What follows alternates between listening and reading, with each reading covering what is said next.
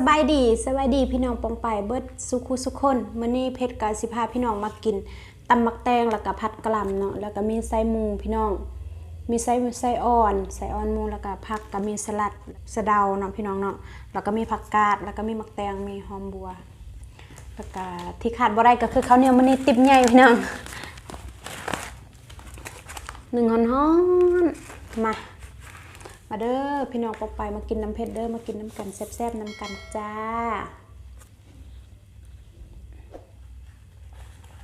ไปอยู่ลุ่มเนาะติบข้าวมันใหญ่ข้าวฮ้อนๆพี่น้องข้าวติดมือ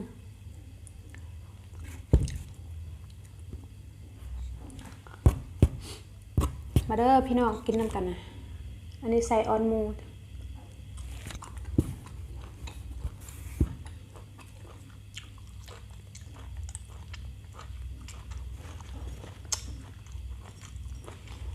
คั่วกะหล่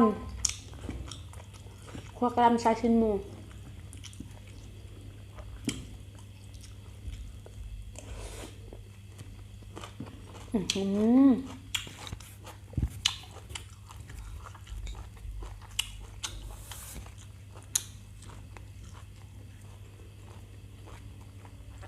ใช่พี่น้องน้ำแตง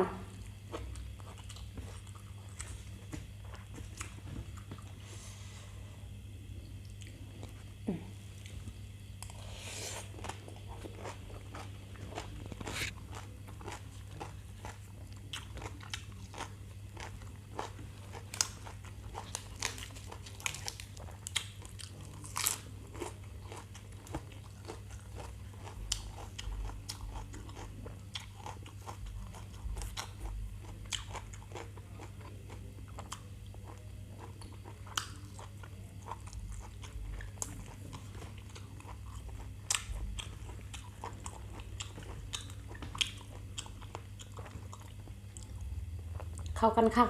ตำมักแตงกับอันใส่อันหมูลวก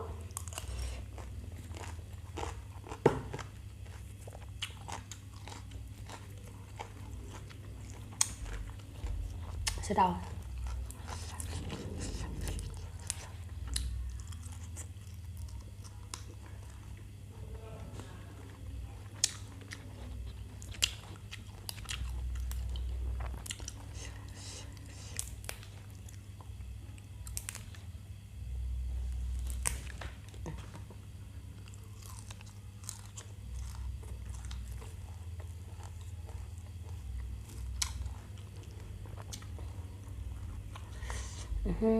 คำเขาง่ายๆ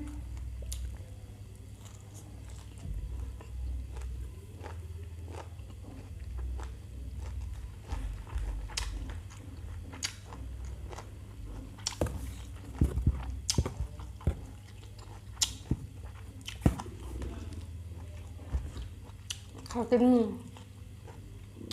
ขอโทษขออภัยด้วยพี่น้องนะ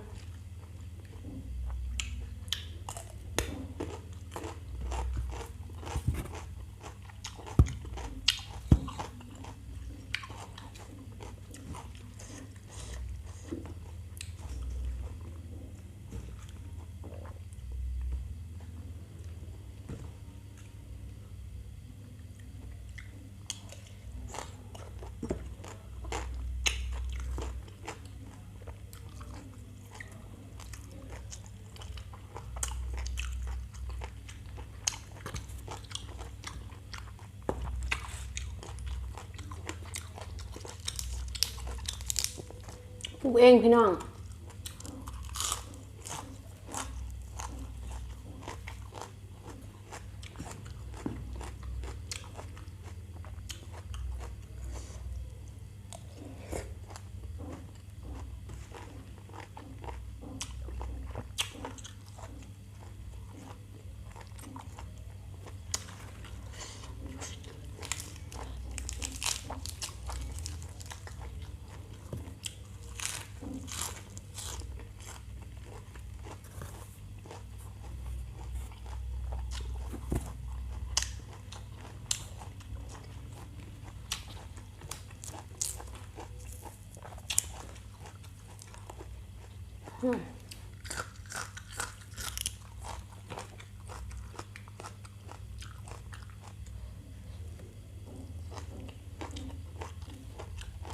ขึ้นดังเลยของมัน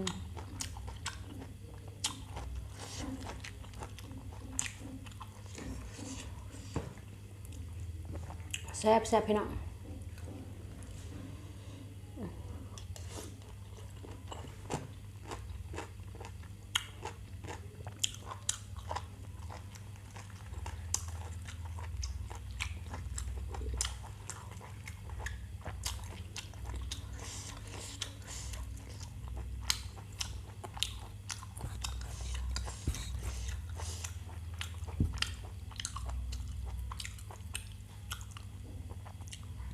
เขาติดมือ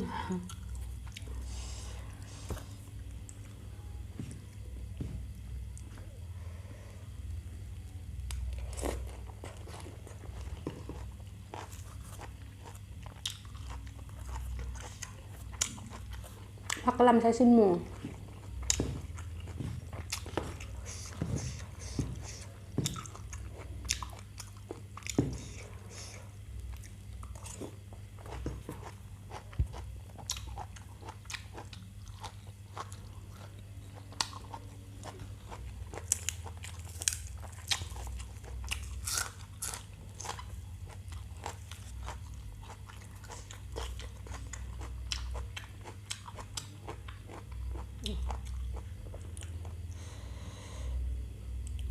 แซ่บขนาดตำมักแตงกับใส่อ้อนหมู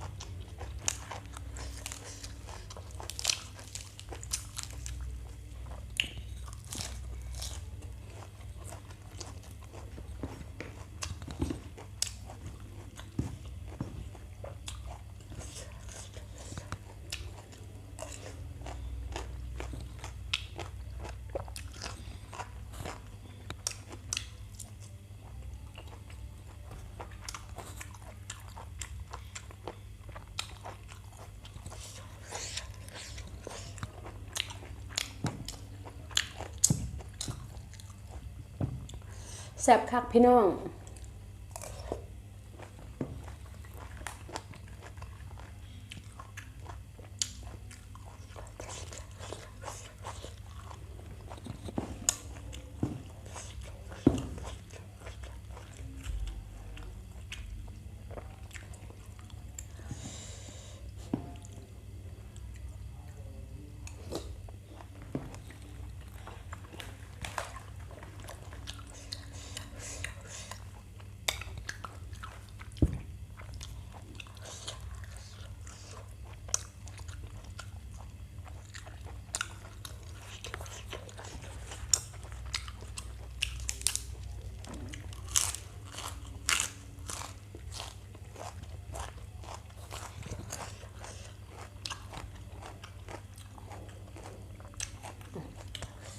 ำยังไง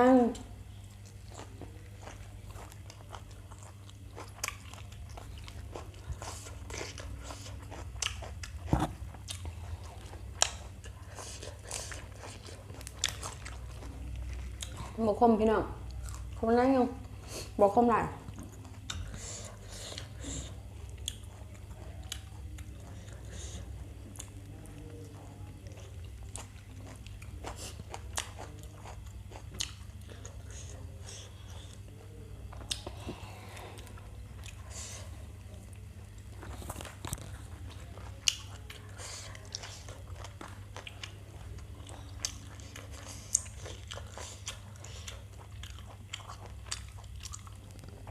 ผักสลัดกับงามแท้งามอ่ะ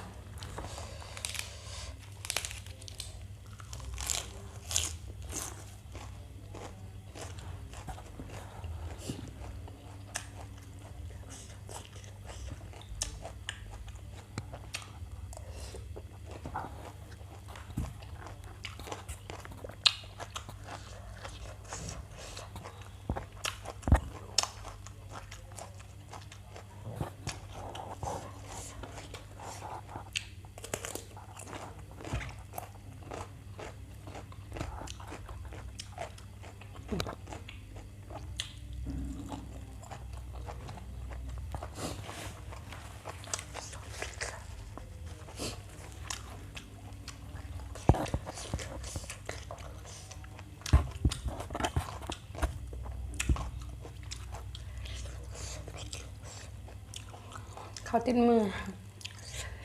ขอโทษขออภัยเด้อ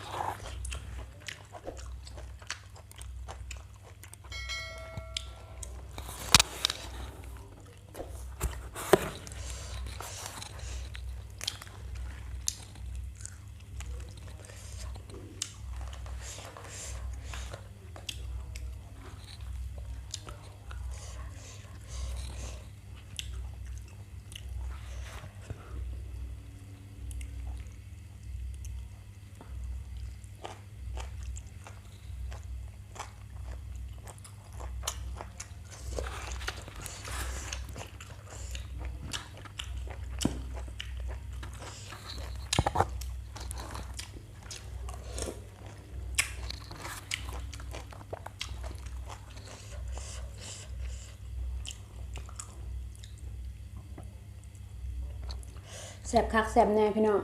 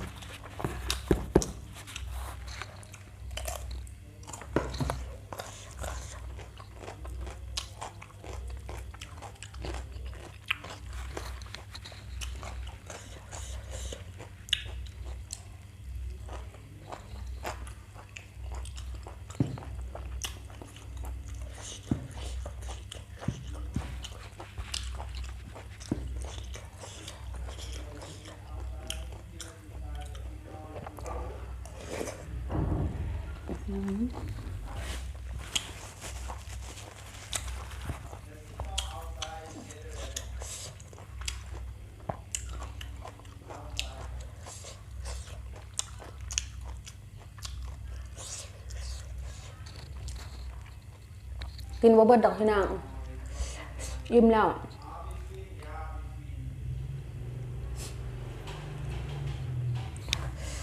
อ่ะสำหรับคนที่มักคลิปนี้เพชรก็ขอฝากกดไลค์กดแชร์กดติดตามกดกระดิ่งให้เพชรแน่เด้อเพื่อเป็นกำลังใจเฮ็ดในคลิปต่อๆไปขอบใจ